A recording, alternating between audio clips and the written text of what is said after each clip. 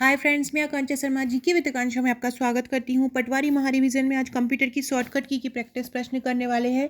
ये जितने क्वेश्चन रहेंगे उससे ज़्यादा मैं प्रैक्टिस प्रश्न जो आपकी शॉर्टकट की है उनकी प्रैक्टिस कराऊंगी, क्योंकि एडिशनल भी आपको बहुत सारी शॉर्टकट की क्वेश्चन के अलावा बताती जाऊंगी। तो जितने भी शॉर्टकट की होंगे एक्सेल में 2021 एक्सेल में, तो वो आपको तैयार हो जाएंगे और ये पूरे अपडेटेड हैं, तो अपडेटेड ही आना है एग्ज़ाम में। तो आपको इनको बहुत अच्छे से तैयार कर लेना है, कॉपी में नोट डाउन करके इनकी तैयारी अच्छे से कर लीजिएगा। तो चलिए स्टार्ट करते हैं। पहला है विंडोज में स्थायी रूप से किसी फाइल को हटाने के लिए किस कुंजी का उपयोग करते हैं, किस शॉर्टकट की का उपयोग करते हैं। स्थायी रूप से परमानेंट हटाना है, मतलब आपको रिसाइकल बिन से भी हटाना है, परमानेंट हटाना है तो डिलीट का उपयोग करें। डिलीट का उपयोग नहीं करते हैं, डिलीट का उपयोग तब करते हैं जब आपको बाद वाला अक्षर हटाना हो। बैक स्पेस का उपयोग तब करते हैं जब आप कर्सर के बाएं वाला बटन हटाना हो। F2 का उपयोग नाम बदलने के लिए करते हैं, लेकिन शिफ्ट प्लस डिलीट का उपयोग करते हैं विंडो में स्थायी रूप से किसी फाइल को हटाने के लिए। विंडोज़ में स्थायी रूप से किसी फाइल को हटाने के लिए किस कुंजी का उपयोग करते हैं? शिफ्ट प्लस डिलीट का उपयोग विंडो में अस्थायी रूप से, मतलब स्थायी रूप से किसी फाइल को हटाने के लिए करते हैं। किसका करते हैं? शिफ्ट प्लस डिलीट, याद रखिएगा। इसके बारे में पढ़ लेते हैं। अपने कीबोर्ड पर डिलीट की दबाते समय शिफ्ट भी दबाएं। आपको यह पुष्टि करने के लिए कहा जाएगा कि आप इसको परमानेंट हटाना चाहते हैं, क्योंकि आप जब यहाँ से हट जाएगा तो दोबारा से आप इसको अंडू नहीं कर सकते। अगर आपका एक बार शिफ्ट के साथ डिलीट हो गया तो आप इसको अंडू नहीं कर सकते, इसलिए वो पूछेंगे। विंडो पर रिसाइकल बिन में फाइल भेजें, फिर फाइलों को स्थायी रूप से इरेज करने के लिए रिसाइकल बिन को खाली करते हैं। डेटा या फाइल रिकवरी सॉफ्टवेयर के बिना रिसाइकल बिन खाली होने पर आप फिर फाइलों को रिकवर नहीं करते। इस स्क्रीन को डिस्प्ले करने के लिए इस स्क्रीनशॉट को डिस्प्ले करने के लिए कि आप इसको फिर से नहीं खोल सकते हैं, विंडोज़ 11 का उपयोग किया जा रहा है। इसको दिखने के लिए, ये जो स्क्रीन है दिखने के लिए किस विंडो का उपयोग, विंडोज़ अलग अलग होते हैं, विंडोज़ 7 है, विंडोज़ 10 है, यहाँ पे किसका उपयोग किया जा रहा है? विंडोज़ 11 का। इसलिए आपको फाइल पर राइट क्लिक करने के बाद भी शो मोर पर क्लिक करना होगा। उसके बाद तक कॉन्टेक्स्ट मेनू में स्थायी रूप से डिलीट विकल्प नहीं होगा। साथ ही परमानेंटली रिमूव करने के बाद आपसे डिलीशन को कंफर्म करने के लिए कहा जाएगा।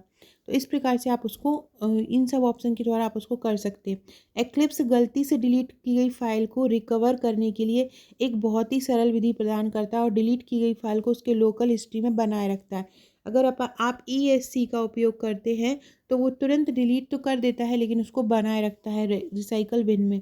F2 का उपयोग कहाँ किया जाता है? अगर आपसे पूछे F2 का, तो जब माइक्रोसॉफ्ट विंडोज़ और विंडोज़ प्रोग्राम में कोई आइकन, फाइल या फोल्डर हाईलाइट या सिलेक्टेड होता है, तब F2 दबाने पे फाइल का नाम बदल जाता है। तो F2 का नाम मेनली फाइल नाम को बदलने के लिए ही होता है।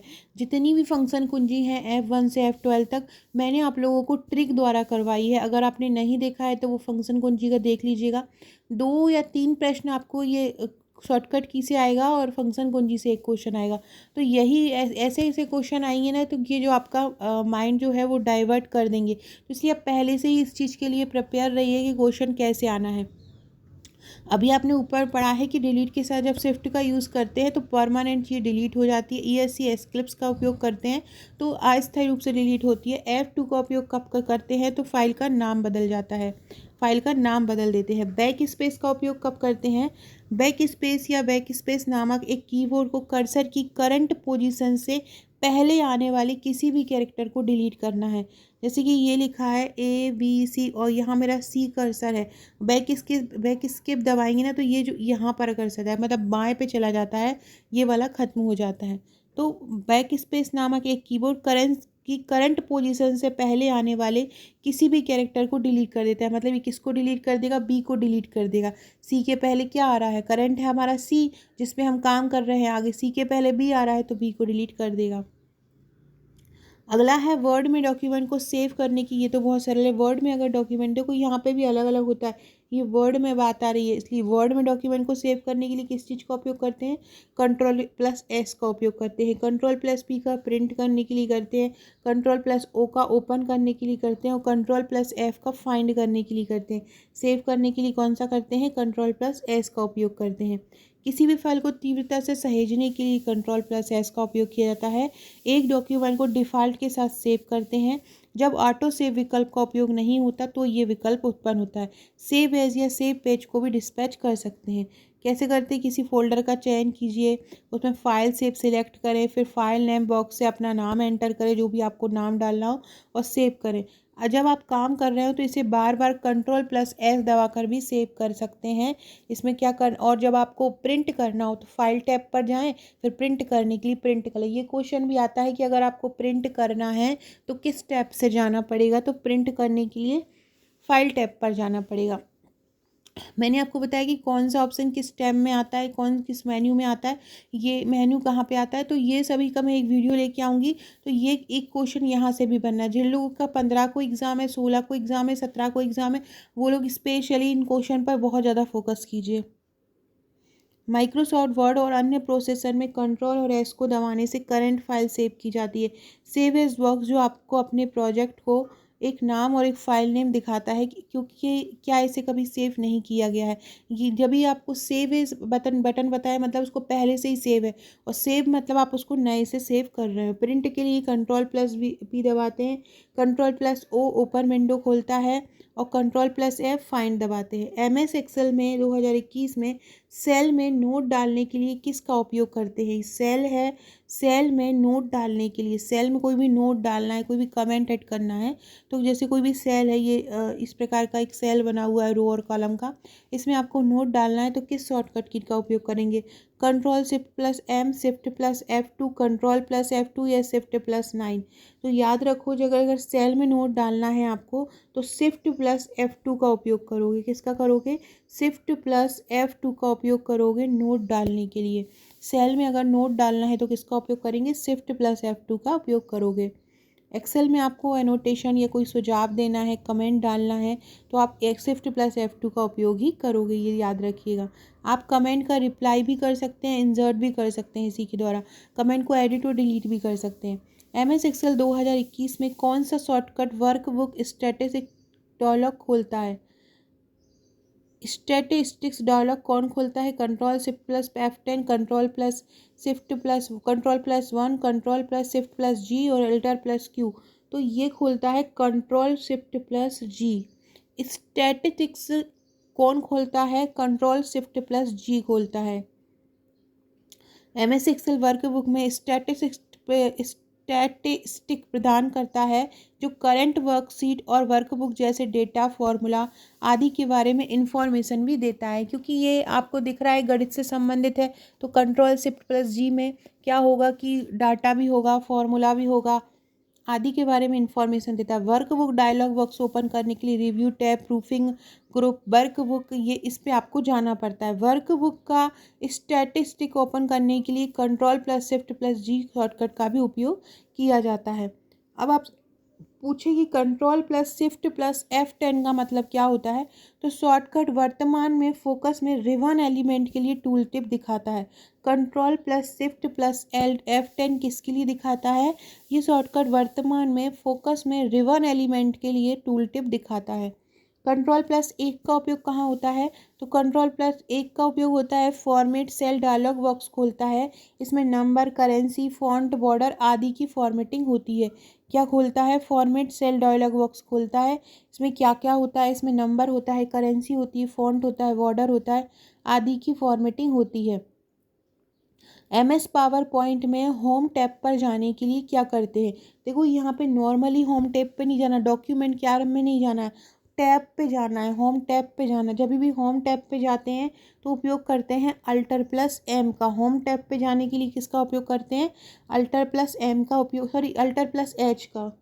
Alt+H, H मतलब होता है होम, तो Alt+H का उपयोग करते हैं। होम पर जाने के लिए किसका उपयोग करते हैं, Alt+H का उपयोग किया जाता है। इसके बारे में पढ़ लेते हैं, इसके बारे में और पढ़ लेते हैं। देखो Alt+H होता है होम टैब पर जाएं, और कंट्रोल प्लस एच होता है रिबन पर जाएं, रिबन पर मतलब मेन रिबन पर जाए, रिबन पर जाके बटन बदलना है तो हमको कंट्रोल प्लस होम का उपयोग करना पड़ेगा। याद रखिएगा, रिबन पर जब जाके बटन बदलना है तो कंट्रोल प्लस एच का उपयोग करेंगे, और होम टैब पर जाना है तो अल्टर प्लस एच का उपयोग करेंगे। अल्टर प्लस एम का उपयोग होता है रिबन में मेलिंग टैब खोलने के लिए। मेल मतलब मेल करते हैं ना, वही मेल टैब को अगर आपको खोलना है कि मेल वगैरह देखना है तो आपको किसका उपयोग करना पड़ेगा, अल्टर प्लस एम का उपयोग करना पड़ेगा। अल्टर प्लस एम में रिबन में मेलिंग टैब दिखाता है, और कंट्रोल प्लस एम क्या बताता है, एक खाली स्लाइड जोड़ता है। ये बहुत इंपॉर्टेंट है, एक खाली स्लाइड कौन जोड़ता है, तो कंट्रोल प्लस एम जोड़ता है। तो ये सभी आपको ध्यान रखना। और भी कुछ है वो भी देख लीजिए। कंट्रोल प्लस एन का उपयोग क्यों होता है, कंट्रोल प्लस एन का उपयोग होता है एक नई प्रेजेंटेशन बनाने के लिए। कंट्रोल प्लस एन का उपयोग क्यों होता है, एक नई प्रेजेंटेशन बनाने के लिए। कंट्रोल प्लस ओ ए का उपयोग होता है सभी ऑब्जेक्ट का चयन करने के लिए। कंट्रोल प्लस सी का उपयोग होता है चयनित टेक्स्ट को, ऑब्जेक्ट को या चयनित स्लाइड को कॉपी करने के लिए। कंट्रोल प्लस भी का उपयोग होता है चयनित ऑब्जेक्ट को पेस्ट करने के लिए। कंट्रोल प्लस ओ का उपयोग होता है एक मौजूदा प्रेजेंटेशन डॉक्यूमेंट को खोलने के लिए। कंट्रोल प्लस जेड का उपयोग होता है किसी क्रिया को अंडू करने के लिए। कंट्रोल प्लस वाई का उपयोग होता है किसी क्रिया को रीडू करने के लिए। F5 का उपयोग क्यों होता है, प्रेजेंटेशन को शुरू से, कोई प्रेजेंटेशन आपने आधा देख लिया, अब आपको फिर से देखना है तो आप उसको F5 दो करोगे तो आप फिर से उसको देख पाओगे। ESC का उपयोग होता है स्लाइड शो को समाप्त करने के लिए। शिफ्ट प्लस F5 का उपयोग होता है वर्तमान स्लाइड से प्रेजेंटेशन शुरू। देखो F5 का मतलब होता है पहले स्लाइड से प्रेजेंटेशन शुरू, और शिफ्ट प्लस F5 का उपयोग होता है जो करंट स्लाइड चल रही है उसके पहले भाग से शुरू शिफ्ट प्लस F5 होगा। ये दोनों ही F5 के याद रख लीजिएगा। फ्रेंड्स, ये मेरी इंस्टा आईडी है, अगर आपने मुझे अभी तक इंस्टा पर फॉलो नहीं किया है तो फॉलो ज़रूर कर लीजिएगा। आकांक्षा 1957 से आप मुझे इंस्टा पर फॉलो कर सकते हैं, ये लिखी है मेरी आईडी। और यहाँ पर भी आपको महत्वपूर्ण जानकारी, महत्वपूर्ण क्वेश्चन, महत्वपूर्ण अपडेट मिलते रहेंगे। डिस्क्रिप्शन बॉक्स से WhatsApp, Telegram, Facebook, Twitter, Insta की लिंक है, जुड़ जाइएगा। अभी जितने पेपर होते रहेंगे पटवारी की, वहाँ पर आपको इन्फॉर्मेशन मिलती रहेगी। और अगर आपने आपका नंबर मेरे पास सेव नहीं कराया है व्हाट्सअप पर तो सेव करा दीजिए। स्टेटस के थ्रू भी आपको महत्वपूर्ण क्वेश्चन आंसर मिलते रहेंगे। स्टेटस आप मेरा तभी देख पाओगे जब आपका नंबर मेरे पास सेव होगा। तो ये क्वेश्चन अच्छे से कर लीजिएगा और अपना व्हाट्सअप मुझे कर दीजिएगा।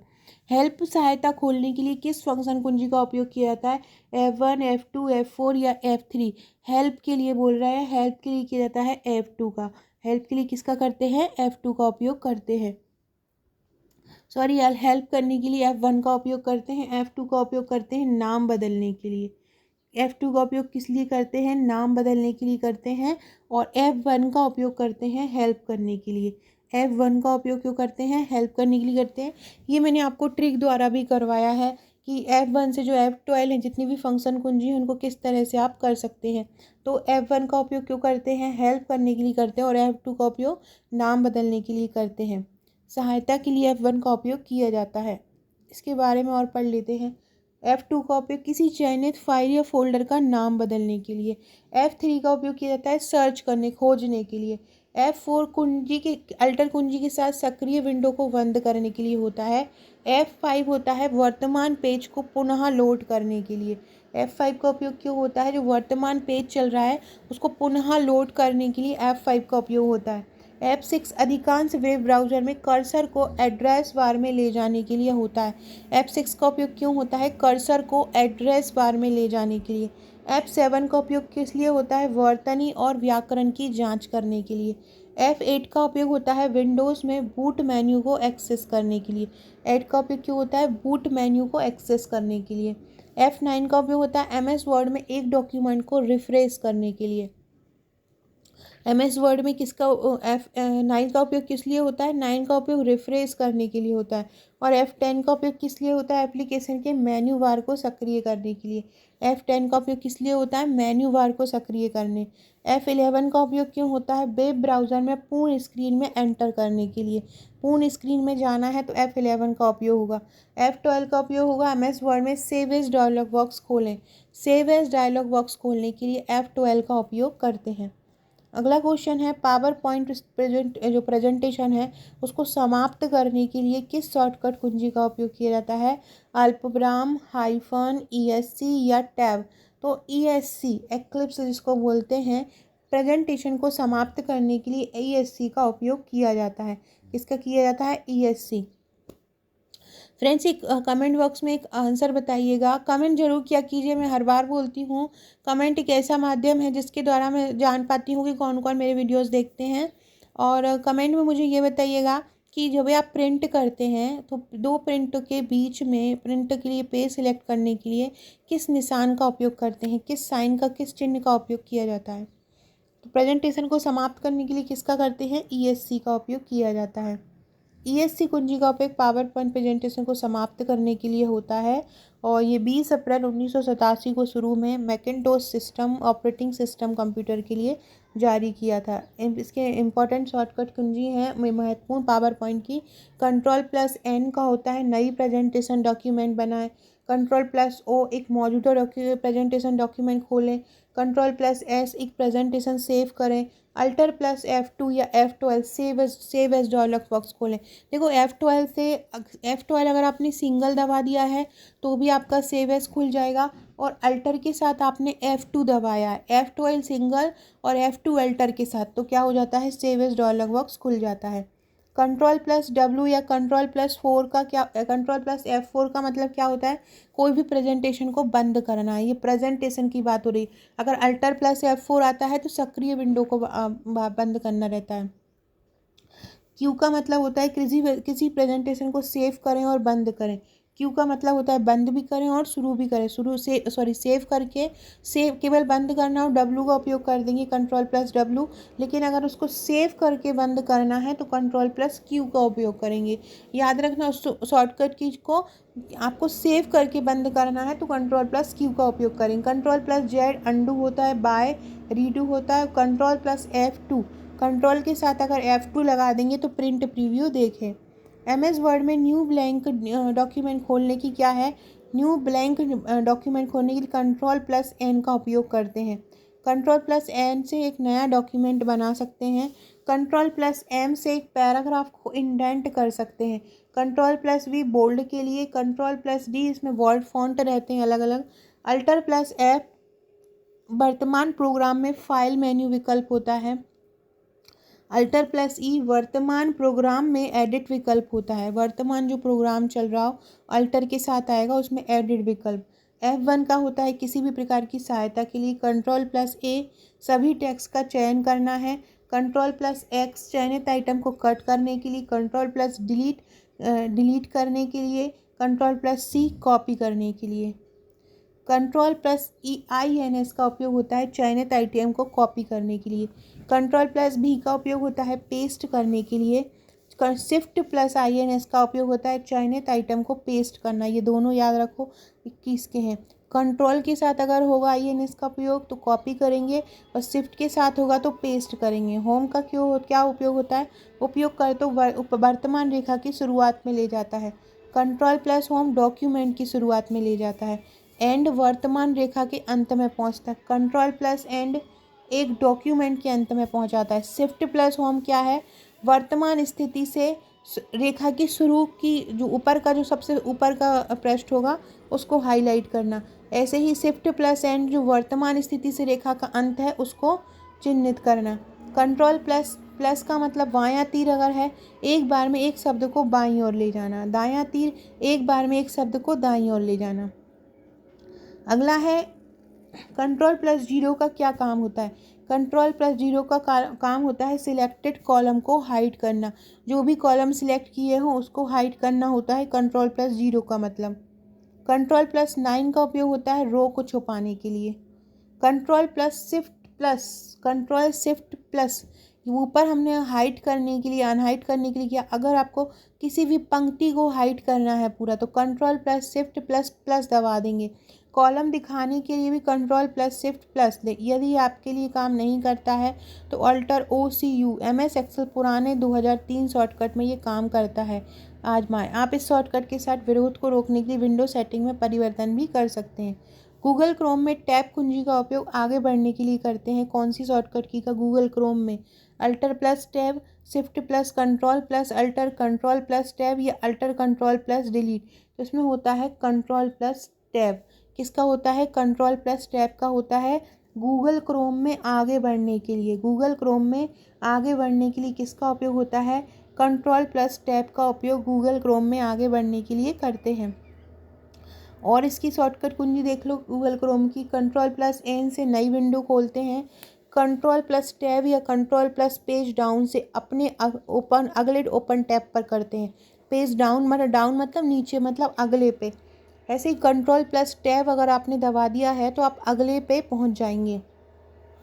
कंट्रोल के साथ अगर आपने शिफ्ट और टैब दबा दिया या पेज अप दबा दिया तो आप ऊपर पहुंच जाएंगे, अपने ओपन टैब पर जंप कर देंगे। कंट्रोल शिफ्ट प्लस डब्ल्यू या अल्टर प्लस F4 क्या करता है, करंट विंडो को क्लोज करता है। अल्टर प्लस स्पेस फिर एन करंट विंडो को मिनिमाइज करता है। अल्टर प्लस स्पेस और एक्स करंट विंडो को मैक्सिमाइज करता है। एन क्या करता है, मिनिमाइज करता है, और एक्स क्या करता है, मैक्सिमाइज करता है। Alter plus shift plus tab विपरीत दिशा में विंडो के माध्यम से मूव करता है। अल्टर प्लस एफ फिर एक्स गूगल क्रोम को बंद कर देता है। एफ कुंजी आमतौर पर माइक्रोसॉफ्ट प्रोग्राम जैसे माइक्रोसॉफ्ट वर्ड, आउटलुक आदि के लिए उपयोगी की जाती हैं। F7 का उपयोग क्यों किया जाता है, F7 का उपयोग होता है वर्तनी और व्याकरण की जांच करने के लिए। क्यों होता है, वर्तनी और व्याकरण की जांच करने के लिए होता है, स्पेलिंग मिस्टेक चेक करने के लिए होता है। इसके उपयोग हैं जैसे कि शिफ्ट के साथ F7 का उपयोग होता है थिसॉरस कमांड, थिसॉरस मतलब होता है समानार्थी शब्द।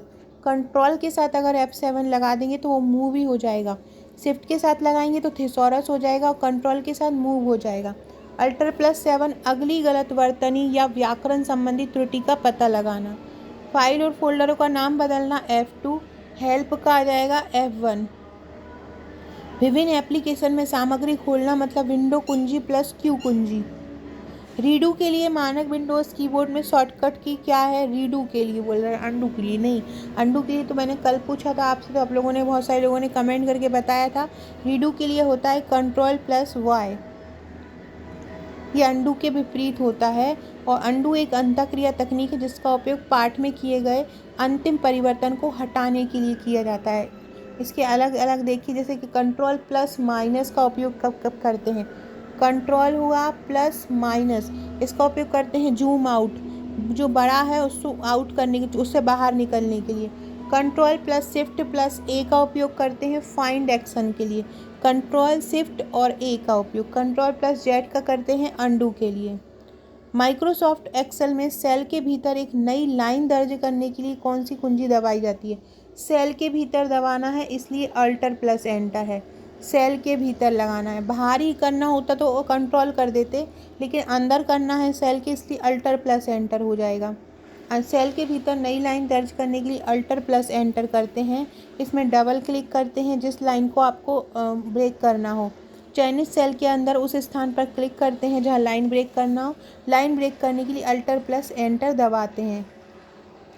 अब इसकी और बढ़ लेते हैं इसके बारे में। कंट्रोल प्लस एंटर का उपयोग क्यों होता है, चयनित सेल को वर्तमान प्रविष्टि से भर दिया जाता है। कंट्रोल से plus shift, control plus shift enter Excel में एरे फॉर्मूला के साथ गणना करने के लिए उपयोग किया जाता है।